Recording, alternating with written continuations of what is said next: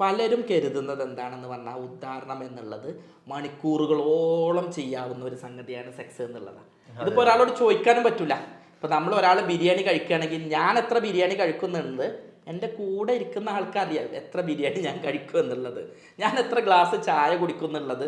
അപ്പുറത്തെ ഒരാളോട് ചോദിക്കാടാ ഞാൻ ഒരു ദിവസം 4 ഗ്ലാസ് ചായ കുടിക്കേണ്ടത് തെറ്റാണോ ശരിയാണോ എന്നുള്ളത് ഒരാളോട് കമ്പയർ ചെയ്യുക. ഇതിപ്പോൾ അങ്ങനെ പറ്റാത്ത സ്ഥിതിക്ക് ഇത്തരത്തിലുള്ള പ്രസിദ്ധീകരണങ്ങൾ കുറേ ആളുകളെ വഴിതെറ്റിക്കുന്നുണ്ട്. ലൈഫിൽ ഓരോ ദിവസവും വിലപ്പെട്ടതാണ്. അപ്പോൾ ഈ ഒരു ദിവസം ഇങ്ങനെ വൈകുന്ന കാരണത്താൽ അത്രയും പ്രയാസങ്ങൾ ഉണ്ടാവും. അപ്പോൾ ആ ദിവസത്തിനനുസരിച്ച് നോക്കുക. അങ്ങനെയാണെങ്കിൽ ഈ കുട്ടികളില്ലാത്ത പ്രയാസവും കുറേ മാറ്റിയെടുക്കാൻ കഴിയും. ഏറ്റവും കൂടുതൽ വരുന്നൊരു പ്രശ്നമാണ് ഇവർ തന്നെ പ്രശ്നമാണ് ഒരു ഡിസ്ഫങ്ഷൻ കേസുകൾ. ഈ റെക്ടൽ ഡിസ്ഫങ്ഷൻ എന്ന് പറയും. നമുക്ക് ഉദാഹരണക്കുറവിൻ്റെ ഒരു ബുദ്ധിമുട്ട് പലരും പറഞ്ഞു കേട്ടിട്ടുണ്ട്. അതിനെങ്ങനെയാണ് ഇതിന് 2-3 കാര്യങ്ങളുണ്ട്. പലപ്പോഴും നമ്മളുടെ മീഡിയകൾ അതുപോലെ തന്നെ യൂട്യൂബ് ആണെങ്കിലും അതുപോലെ തന്നെ സൈറ്റുകളാണെങ്കിലും നമ്മൾ തെറ്റിദ്ധരിപ്പിച്ച് വെച്ചിട്ടുണ്ട്. പലരും കരുതുന്നത് എന്താണെന്ന് പറഞ്ഞാൽ ഉദാഹരണം എന്നുള്ളത് മണിക്കൂറുകളോളം ചെയ്യാവുന്ന ഒരു സംഗതിയാണ് സെക്സ് എന്നുള്ളതാണ്. ഇതിപ്പോൾ ഒരാളോട് ചോദിക്കാനും പറ്റില്ല. ഇപ്പോൾ നമ്മൾ ഒരാൾ ബിരിയാണി കഴിക്കുകയാണെങ്കിൽ ഞാൻ എത്ര ബിരിയാണി കഴിക്കുന്നുണ്ട് എൻ്റെ കൂടെ ഇരിക്കുന്ന ആൾക്കറിയാം എത്ര ബിരിയാണി ഞാൻ കഴിക്കും എന്നുള്ളത്, ഞാൻ എത്ര ഗ്ലാസ് ചായ കുടിക്കും എന്നുള്ളത്.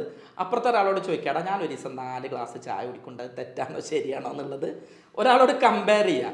ഇതിപ്പോൾ അങ്ങനെ പറ്റാത്ത സ്ഥിതിക്ക് ഇത്തരത്തിലുള്ള പ്രസിദ്ധീകരണങ്ങൾ കുറേ ആളുകളെ വഴിതെറ്റിക്കുന്നുണ്ട്. ഈ വീഡിയോയിലൊക്കെ മണിക്കൂറുകൾ ചെയ്യുമ്പോൾ ആളുകൾ കരുതും ഇത് എനിക്ക് കിട്ടുന്നില്ലല്ലോ, എൻ്റെ സഖിക്ക് എൻ്റെ ഭാര്യയ്ക്ക് ഇത് പ്രശ്നമാവോ, ഞാനൊരു പരാജയമാവോ തോന്നും.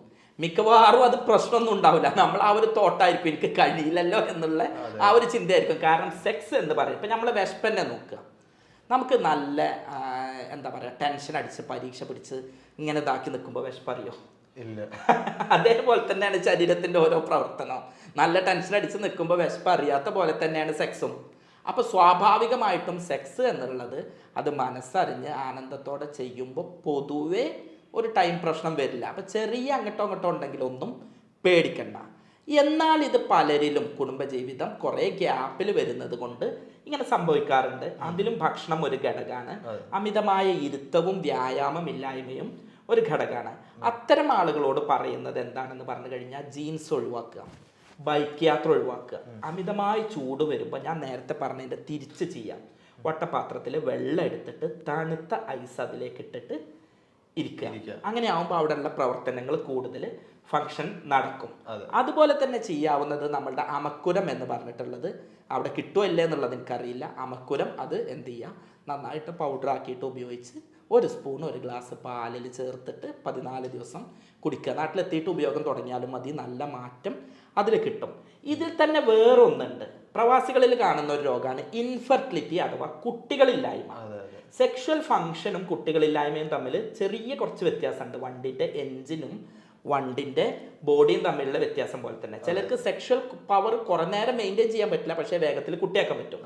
ചിലർക്ക് നേരെ തിരിച്ചായിരിക്കും, സെക്ഷൽ പവറും ഇറക്ഷനും ഒക്കെ ഉണ്ട്, പക്ഷേ ബീജം ബ്ലോക്ക് ആയിരിക്കും, കുട്ടിയാക്കാൻ പറ്റില്ല. അങ്ങനെ ഇത് രണ്ടാണ്.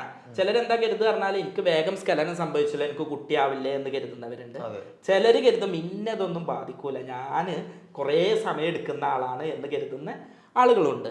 ഇതിൻ്റെ ഒരു കാരണം എന്താണ്, പ്രവാസികൾക്ക് കുട്ടികളില്ലാതിരിക്കാനാവുന്നതിൻ്റെ ഒരു കാരണം ഒരു പുരുഷനെ സംബന്ധിച്ച് അവൻ്റെ ഓരോ സെക്ഷൽ ഇജാക്കുലേഷനും അവൻ്റെ ശുക്ലം പുറത്തേക്ക് പോകുന്ന ഓരോ സമയത്തും ഒരുപാട് ബീജം അതിലുണ്ട്. അപ്പോൾ ഓരോ പ്രാവശ്യം പോകുമ്പോഴും അവന് ഒരു സ്ത്രീയെ പ്രഗ്നൻ്റ് ആക്കാൻ കഴിയും. എന്നാൽ ഒരു സ്ത്രീയെ സംബന്ധിച്ച് അങ്ങനെയല്ല. അവൾ ബന്ധപ്പെട്ട് കഴിഞ്ഞാലും ഒരു ആർത്തവ ചക്രത്തിൽ ഒരു പ്രാവശ്യം മാത്രമേ ഉൽപ്പാദിപ്പിക്കുന്നുള്ളൂ. അപ്പോൾ 28 ദിവസത്തിൽ അല്ലെങ്കിൽ ഒരു കൊല്ലത്തിലാകെ 12ഓ 13ഓ പ്രാവശ്യമാണ് ഇവരുടെ ശരീരത്തിൽ ഉൽപ്പാദിപ്പിക്കുന്നത്. അപ്പോൾ ഒരു വർഷത്തിൽ 12 പ്രാവശ്യമോ 13 പ്രാവശ്യമൊക്കെയാണ് ഈ കുട്ടിയാവാനുള്ള സാധ്യത ഉള്ളത്. അതുകൊണ്ട് തന്നെ പ്രവാസികൾ കുട്ടികളാവാൻ പ്രയാസം അനുഭവിക്കുന്ന പ്രവാസികളാണെങ്കിൽ ആദ്യം ഭാര്യയുടെ ആർത്തവചക്രം കൃത്യമാക്കണം.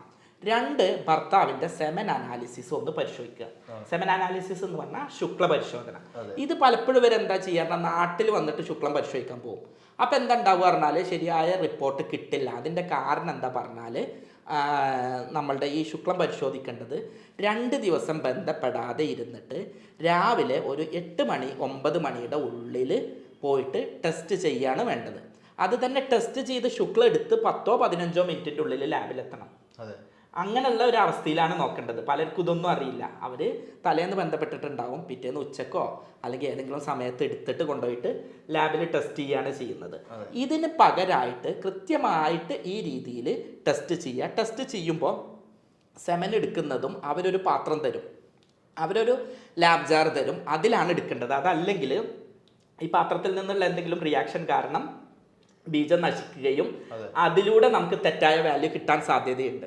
പിന്നെ പ്രവാസി സുഹൃത്തുക്കളോട് പറയുന്നത്, പറ്റുകയാണെങ്കിൽ നല്ല ലാബും ചെലവ് കുറഞ്ഞതൊക്കെ ആണെങ്കിൽ നിങ്ങൾ നാട്ടിൽ വരുന്നതിൻ്റെ മുമ്പ് തന്നെ എന്ത് ചെയ്യുക, ഈ ടെസ്റ്റ് നടത്തുക. ഭാര്യയുടെ നിങ്ങൾ നാട്ടിലേക്ക്, കാരണം നിങ്ങൾ ആകെ 15 ദിവസത്തിനോ 20 ദിവസത്തിനോ വരിക, ഒരു ദിവസമാണ് അന്ന് പ്രഗ്നൻ്റ് ആവാൻ സാധ്യതയുള്ള ഓവുലേഷൻ ഡേ ഉള്ളത്. അപ്പോൾ ആ ദിവസം നിങ്ങൾ വന്നിട്ട് ചികിത്സിക്കാൻ സമയം ഉണ്ടാവില്ല. അപ്പോൾ അതുകൊണ്ട് എന്ത് ചെയ്യുക, ആദ്യം ടെസ്റ്റ് നടത്തിയിട്ട് പ്രശ്നം ഉണ്ടോ ഭർത്താവിന്, ഉണ്ടെങ്കിൽ എന്താ നോക്കുക, ഭാര്യയുടെ മെൻസസ് റെഗുലർ ആക്കിയിട്ട് കൊണ്ടുവരിക. എന്നിട്ട് അതിനൊരു ഡേറ്റ് ഉണ്ട്, ആ ഡേറ്റ് ഞാൻ ഇപ്പോൾ പറഞ്ഞു തരാം. മെൻസസ് ആയത് 1-ാം തീയതി ആണെങ്കിൽ 10-ാം തീയതി മുതൽ 18-ാം തീയതി വരെയുള്ള ദിവസങ്ങളാണ് ഗർഭധാരണ സാധ്യത കൂടുതലായിട്ടുള്ള ദിവസം. 28 ദിവസമുള്ള സൈക്കിളുള്ള ഒരു സ്ത്രീ ആണെങ്കിൽ 28 ദിവസമാണ് സൈക്കിൾ എന്ന് കരുതുന്നത്. അപ്പോൾ 1-ാം തീയതി മെൻസസ് ആയി, അങ്ങനെയാണെങ്കിൽ 10-ാം തീയതി മുതൽ 18-ാം തീയതി വരെയാണ് സാധ്യത കൂടുതലുള്ളത്. അപ്പോൾ ലീവ് എടുത്ത് വരുന്നവർ ഏതാണ്ട് ആ ഡേറ്റിക്ക് ടിക്കറ്റ് അറേഞ്ച് ചെയ്തിട്ട് വരിക. അപ്പോൾ അങ്ങനെ ആകുമ്പോൾ ചിലപ്പോൾ എന്താവും എന്ന് പറഞ്ഞാൽ ഒറ്റ കുട്ടിയേ ഉള്ളൂ, ഇനി ഒരു ആൺകുട്ടി വേണമെന്ന് ആഗ്രഹം ഉണ്ടാവും, ഭാര്യയ്ക്ക് 40-39 വയസ്സായി. അപ്പോൾ ഇനി ഇവനെ അടുത്ത കഴിഞ്ഞിട്ട് പിന്നെ വരുമ്പോഴേക്ക് ഭാര്യയുടെ റീപ്രൊഡക്റ്റീവ് ഏജ് കഴിഞ്ഞിട്ടുണ്ടാവും. ഞാൻ ഈ പറയുമ്പോൾ ഇതിൻ്റെ ഗൗരവമില്ലാതെ ഇതിനെയൊക്കെ വേറെ അർത്ഥത്തിൽ കാണുന്നവരുണ്ടാവും. അവരിങ്ങനെയുള്ള ആളുകളുടെ പ്രയാസങ്ങൾ മനസ്സിലാക്കുക. ഞങ്ങൾ ഡോക്ടർമാർ എന്നുള്ള നിലയ്ക്ക് ദിവസം കണ്ടുകൊണ്ടിരിക്കുന്ന ഒരു പ്രയാസമാണ്, അതുകൊണ്ടാണ് ഇത് ഈ രൂപത്തിൽ പറയുന്നത്. അപ്പോൾ ആ ഓവുലേഷൻ ഡേ എന്ന് പറഞ്ഞാൽ 1-ാം തീയതി മെൻസസ് ആയാൽ 10-ാം തീയതി മുതൽ 18-ാം തീയതി വരെയാണ് ഇതിൻ്റെ സാധ്യത, ഗർഭധാരണ സാധ്യത ഉള്ള ദിവസങ്ങൾ. പലരും ഈ പറയുമ്പോൾ തെറ്റൂട്ടോ, കുളിച്ച് കഴിഞ്ഞതിന് ശേഷമാണ് കരുതും. അങ്ങനെയല്ല, 1-ാം തീയതി മെൻസസ് ആയാൽ 10-ാം തീയതി മുതൽ 18-ാം തീയതി വരെ. ഇതിൽ ഏറ്റവും സാധ്യത ഉള്ള ദിവസം 14-ാമത്തെ ദിവസമാണ്. അന്ന് എന്തായാലും ബന്ധം ഉണ്ടാവുക. പിന്നെ സാധ്യത കുറച്ച് കുറവുള്ള എന്നാൽ മാക്സിമം ഉള്ള ദിവസങ്ങളാണ് 13-ാമത്തെ ദിവസവും 15-ാമത്തെ ദിവസവും. അപ്പോൾ 10-ാം തീയതി മുതൽ 18-ാം തീയതി വരെ ബന്ധം ഉണ്ടാവുക, 14-ാം തീയതി എന്തായാലും ബന്ധം ഉണ്ടാവുക, 13-ാം തീയതിയും 15-ാം തീയതിയും മാക്സിമം ബന്ധം ഉണ്ടാവാൻ ശ്രമിക്കുക. 12-ാം തീയതി 11-ാം തീയതി 16-ാം തീയതി 17-ാം തീയതി ഒക്കെ മാക്സിമം അത് നോക്കുക, നിങ്ങളുടെ കപ്പാസിറ്റിക്കും നിങ്ങളുടെ ഇതിനൊക്കെ അനുസരിച്ച്. അപ്പോൾ ആ ദിവസങ്ങൾ പലർക്കും അറിയില്ല. ഈ അറിവില്ലായ്മൻ്റെ പേരിൽ കുട്ടി ഉണ്ടാവില്ല. എന്നിട്ട് ഇവർ പറയും ഞങ്ങൾ എന്നും ബന്ധപ്പെട്ടിട്ടുണ്ടായിരുന്നു, പക്ഷെ ഈ ദിവസങ്ങളിൽ ബന്ധപ്പെട്ടിട്ടുണ്ടാവില്ല. അതല്ലെങ്കിൽ പ്രവാസികളാണ്, ഏതെങ്കിലും നമ്മൾ ടിക്കറ്റ് എടുത്തിട്ട് ഫ്ലൈറ്റ് മാറുക, ഇതാവും, അങ്ങനെയൊക്കെ സംഭവിക്കാം. അതൊക്കെ ഇവരുടെ ലൈഫിൽ ഓരോ ദിവസവും വിലപ്പെട്ടതാണ്. അപ്പോൾ ഈ ഒരു ദിവസം ഇങ്ങനെ വൈകുന്ന കാരണത്താൽ അത്രയും പ്രയാസങ്ങൾ ഉണ്ടാവും. അപ്പോൾ ആ ദിവസത്തിനനുസരിച്ച് നോക്കുക. അങ്ങനെയാണെങ്കിൽ ഈ കുട്ടികളില്ലാത്ത പ്രയാസവും കുറെ മാറ്റിയെടുക്കാൻ കഴിയും. അതെ. അപ്പോൾ പല ആളുകൾക്കും അറിയാത്തൊരു അറിവാണ് സാർ ഇപ്പോൾ പറഞ്ഞത്, കാരണം എങ്ങനെ എന്നുള്ളതൊക്കെ.